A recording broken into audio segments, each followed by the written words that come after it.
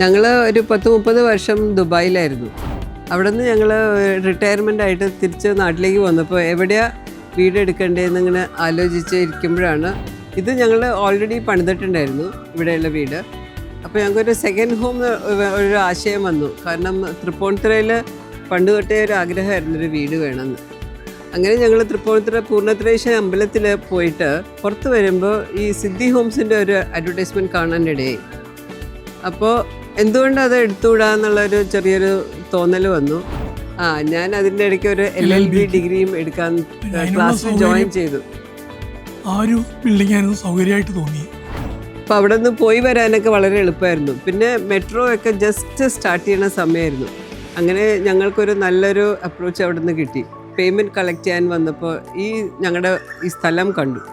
സ്ഥലം കണ്ടപ്പോൾ ചോദിച്ചു, എന്താ ഇവിടെ മാഡം എന്ത് ചെയ്യാൻ ഉദ്ദേശിക്കുന്നത്? അപ്പോൾ ഞങ്ങൾ പറഞ്ഞ് അങ്ങനെ പ്രത്യേകിച്ച് പ്ലാനൊന്നുമില്ല, അങ്ങനെ എന്തെങ്കിലും ചെയ്യണമെന്നിങ്ങനെ ആലോചിച്ചുകൊണ്ടിരിക്കുകയെന്ന്. അപ്പോഴാണ് ഞങ്ങൾ സിദ്ധി ഹോംസിനെ പറ്റി ആലോചിച്ചത്. സിദ്ധി ഹോംസിലെ ജ്യോതിയും ശൈലിനും ഒക്കെ ഞങ്ങളുടെ കൂട്ടുകാരായി മാറി over the period of time.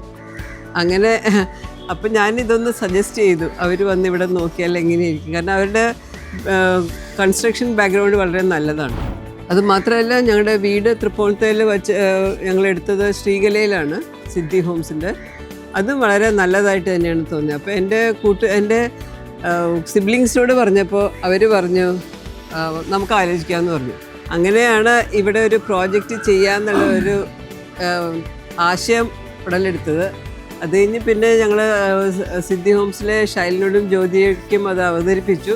പിന്നെ എൻ്റെ അനിയനും ചേച്ചിയും എല്ലാവരും സമ്മതിച്ചു. അങ്ങനെ ഞങ്ങൾ ഈ പ്രോജക്റ്റായ ദ വുഡ്സ് സ്റ്റാർട്ട് ചെയ്യാമെന്ന് ഞങ്ങൾ തീരുമാനിച്ചു. ഇപ്പോൾ അതിൻ്റെ പണി ഏകദേശം തുടങ്ങി നല്ല രീതിയിൽ നടന്നുകൊണ്ടിരിക്കുകയാണ്.